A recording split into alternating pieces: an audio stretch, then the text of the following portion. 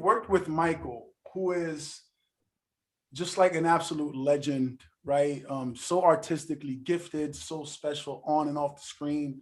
What was it like working with him? Working with Michael K. Williams, I didn't know, but it will probably be one of like well, I guess thus far, just I guess wonderful experiences of my career. He just, he just really embraced us with so much love, just so much kindness, so much advice, so much just warmth. Like he was just just such, it's cliche, but he was really just a really nice guy.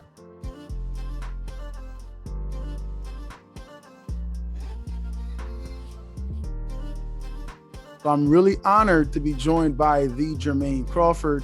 Jermaine, how are you doing on this good day, my brother? Man, I'm great.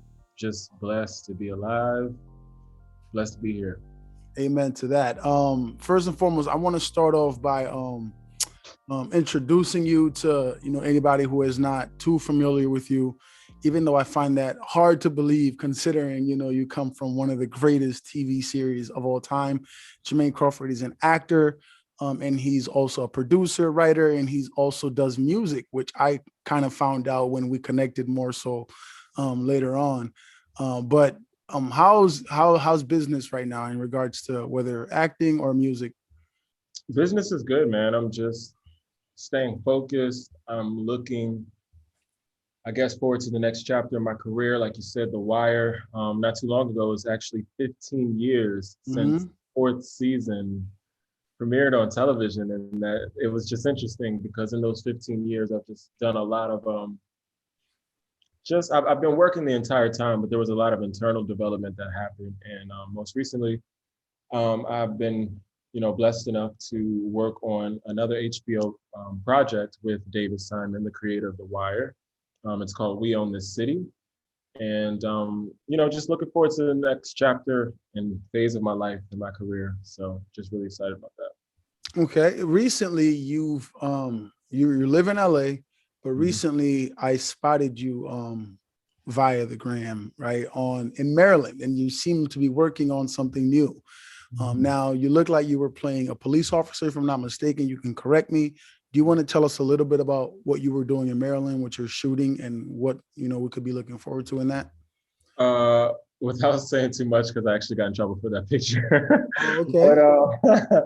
But it's cool. It's cool now. Totally. I'm playing a cop by the name of Jaquan Dixon on We Own the City on the HBO miniseries We Own the City, and We Own the City is a look into corruption within the Baltimore Police Department.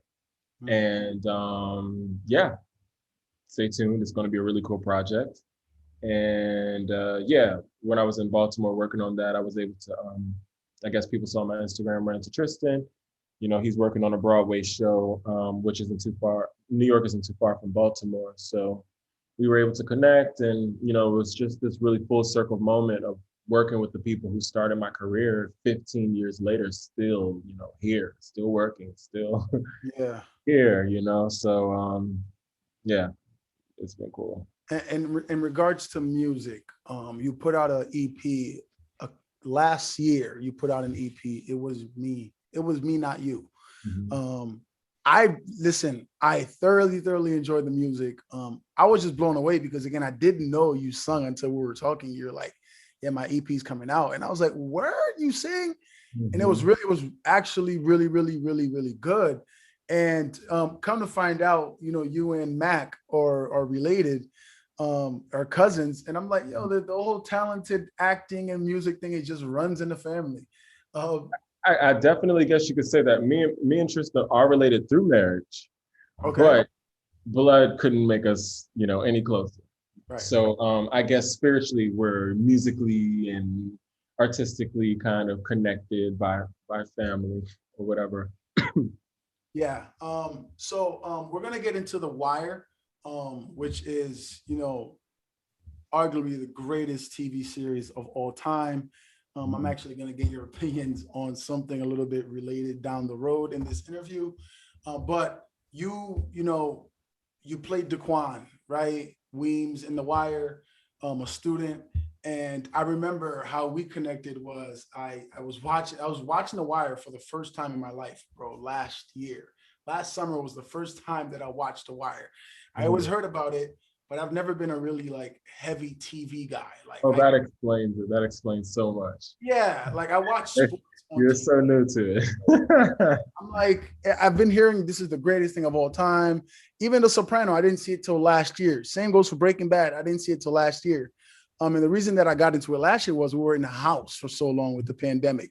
You know, our school got shut down. We were online, and I just had so much time on my hands, bro. I just watched The Wire, and I watched all the other series. How did you get into casting for that role? Because I know you've been acting since you were 3, if I'm not mistaken. Yeah. How did you land on The Wire? Well, I grew up singing in church. That turned into, doing competitions around DC, like at the Lincoln Theater, and just stacking up trophies. Then that turned into musical theater, which was applying acting and music together. And I was around maybe 6, 8, 9. So still just kind of doing plays, Shakespeare Theater, Ford Theater. Around the time when I was 12 years old, I had just finished this play called The Miracle Worker, pretty popular play about Helen Keller. I was auditioning for this series that I'd never heard of on HBO called The Wire, because I was only 12.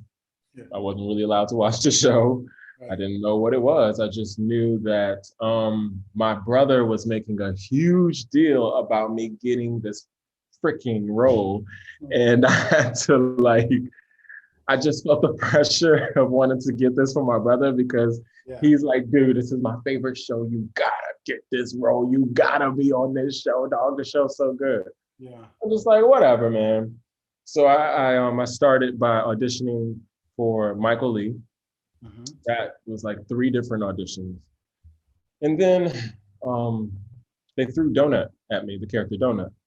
And then for the screen test, they were like, okay, we want you to do this Dookie character. Like, give this one a go. So I'm like, okay. Like Dookie, okay. Like that's the one, because when you got the breakdown, I think you saw the names like Randy, Michael, Dookie, Naaman. Mm-hmm. You kind of saw their vibes, you know what I'm saying? And everyone was like, oh, I definitely want to play Naaman. He has money, he's cool, whatever. Or Michael, he's dope, it's just like Dookie, like, oh. Anyway, I killed the audition, I get the role. It was like a 6-7 month audition long process. It was really intense, to be honest, now that I think about it. And it was just serendipitous, right time, right place. I was prepared. I was doing a lot of work on stage, and just kind of happened.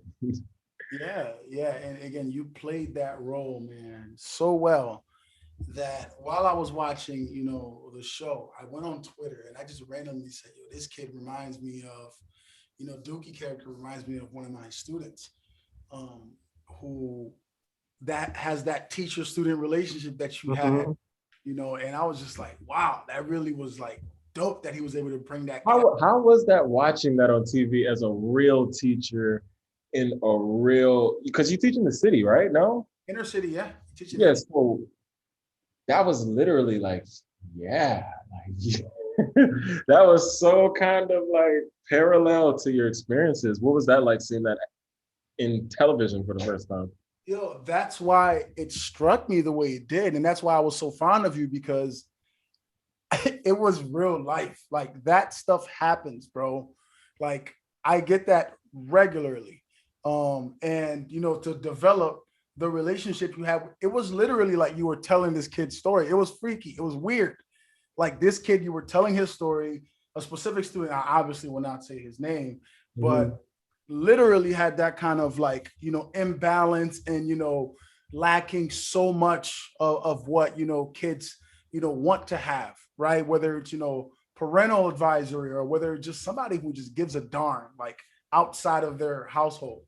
And I was like, that's crazy that he's putting on his character, and to see, how, the teacher held you accountable or tried to hold you accountable while still giving you just like that hug, right? That like, yo, it's okay, man. Like, regardless, I'm gonna look out for you and all that other stuff. That was just so spot on, bro. And I was just like, yo, I gotta tell this dude how much that, you know, that inspires me. And I just tweeted at you, and then this is kind of how we connected. But that was dope, man.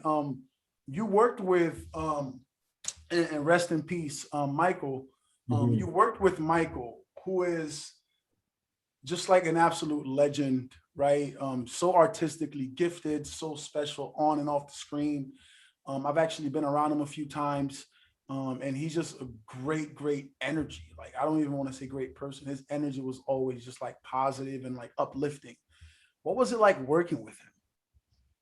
Working with Michael K. Williams, I didn't know, but it will probably be one of like well, I guess thus far, just I guess wonderful experiences of my career. Being able to, because we never really had scenes together. I think there was like one little scene that we kind of did where we might have been walking and he was walking, and it was kind of like a transition shot, like some kind of weird kind of thing like that. But we never had on camera scenes together. But of course, since, you know, my first season, the fourth season, he just, you know, he just really embraced us with so much love, just so much kindness, so much advice, so much just warmth. Like, he was just such, it's cliche, but he was really just a really nice guy. Just a very nice guy. He was so respectful to my parents. And, you know, I was young, you know, stepping into, you know, his show for 3 years. And he really kind of made it very easy, you know, so much so at the end of the fourth season, you know, we kept seeing each other at the production office. We kept seeing each other on set and seeing each other at the different kind of parties that different people in the cast and production would have. And, you know, there was, you know, I guess at the end of every season, they do kind of like a competition, like a talent show. We had heard that hair and makeup had something really special planned. And I don't know what made him do it, but Michael just was like, yo, I heard you dance. You used to dance, right? I was like, yeah. He was like, well, man, let's do, you know the Michael Jackson Thriller routine, right? I was like, oh, I know that by heart. He's like, a word? He was like, yeah, all right, well, let's do it. I'm like, yeah, let's do it for the talent show. And then, you know, we had like 2 different days that we did rehearsals in the production office, and we did it. And it was just, it was so cool, man. It was so cool. We have quite a few memories, but that one just really sticks out the most because I was so fresh in this business. I didn't know anything. I was just really performing because it's what I love to do. And to see this giant in the industry kind of reach down and just connect with me and just bond with me and just teach me so much. It was so, wow, just mind blowing. It blows my mind. You know, I'm so blessed to have had that. Yeah, no, that's I could imagine, and I'm just like thinking about, like, you know, the encounters that people who worked with him closely had with him, and how, you know, everyone that I've come across just says all he did was pick you up, right? He was Period. Period. uplifting. That was his vibe. Right. How do you, like, when you look back, right now, you're like, you know, you're an adult now, and, you know, you're doing different endeavors. When you look back on The Wire 15 years later, do you still kind of grasp that you were a part of that? Like, how monstrous of a TV series that is? You know, man, it's so wild because I deal with it every day. I mean, I deal with that every day, and I'm getting better at just saying, okay, look, all right, cool. I was on the best show in the world, like ever. But I don't know, I was a part of it. So it feels like I'm working as an adult, like you said, 15 years, and I started really young. So I really didn't know what was going on until about 10 years, like 10 years after. And I know that it's a blessing. I'm super blessed to have been a part of it. I'm still wrapping my mind around it, if it makes sense. Just the different stories, and even with the passing of Michael, and just how many people were impacted, you know, by his performance on the show. It's just like, whoa, I'm like, whoa, whoa, whoa, whoa, whoa, all these people, whoa, watch this show. Like, whoa, that's crazy. Mariah Carey? Like, oh shit. Like, wow.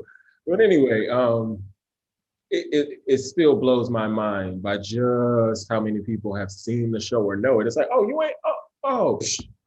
Right. There's a lot of shows out here. You know, me and Jamie Hector were talking about it the other day, and he plays Marlo, and we were chatting, and he was just saying, like, there are so many TV shows on so many streaming platforms, but The Wire was like one of its kind. Not many shows really make it up there like that. Yeah. It's like, damn, we were on it. Amen. How do you feel? And I'm only asking you this because I've done this myself a couple of times on Twitter in regards to you.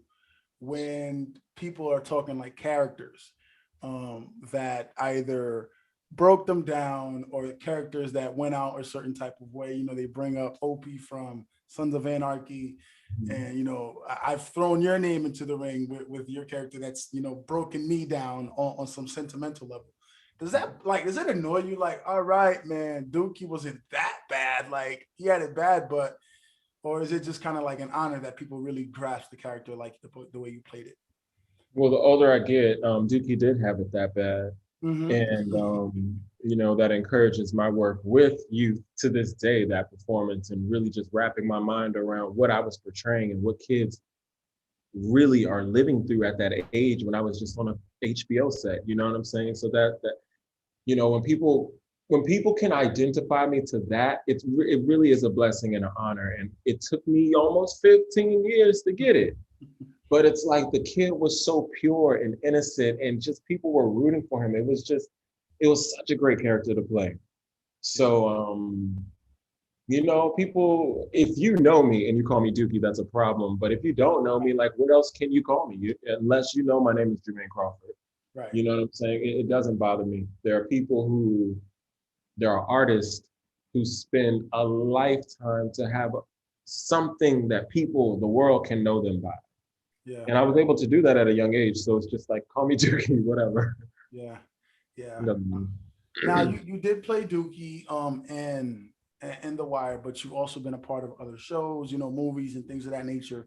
What would you say has been the most, you know, fun experience for you on set? Like, whether it's a movie or whether it's with an actor or actress, producer, director, what would you say has been at the top of your list? Wow. It's been a lot of moments. The most fun, if I can think just instantly.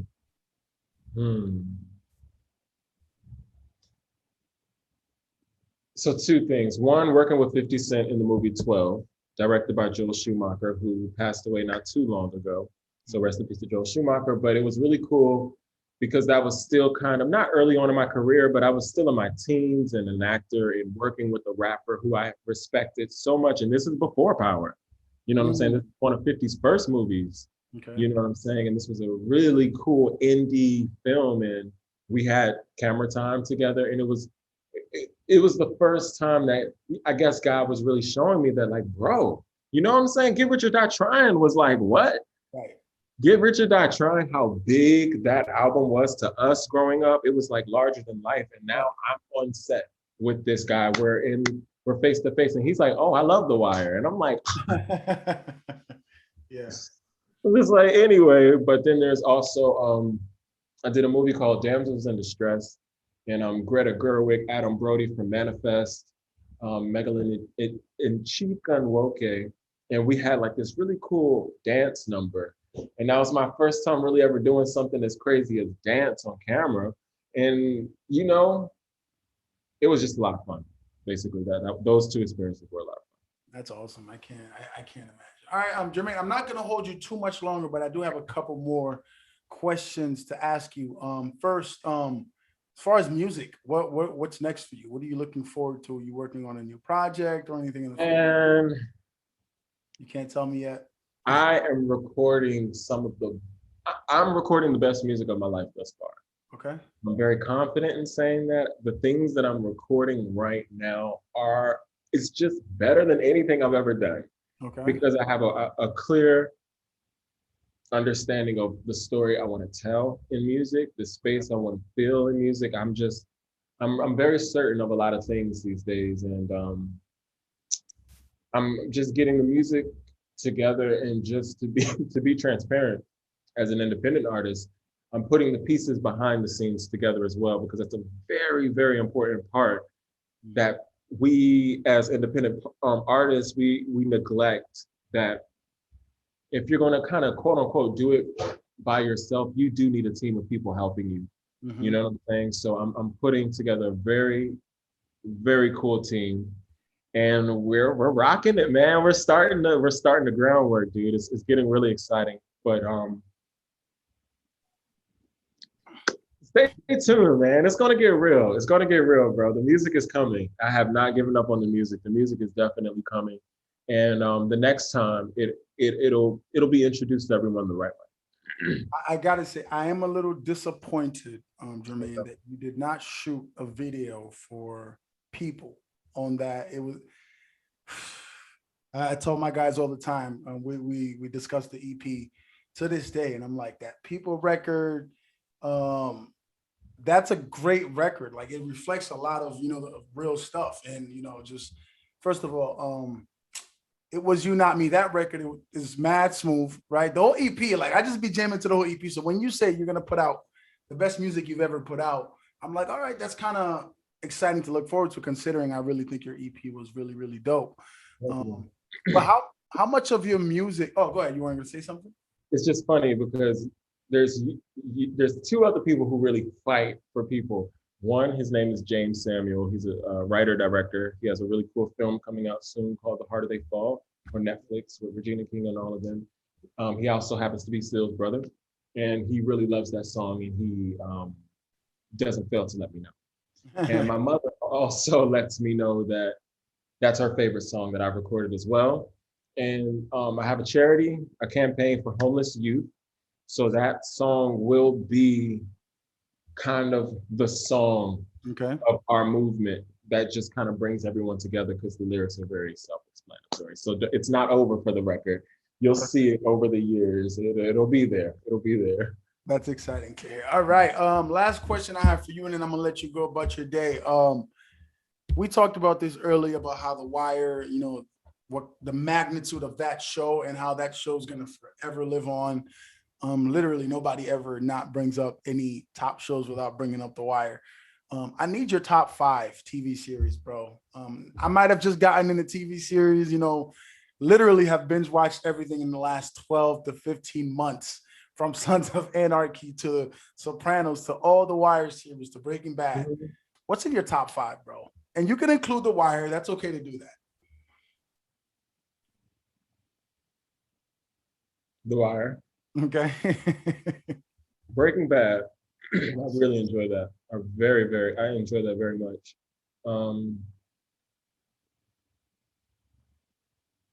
Series, like, I watched it through and through and through. Like, that's good. Sons of Anarchy, I did enjoy that. Okay. The Wire. Breaking Bad.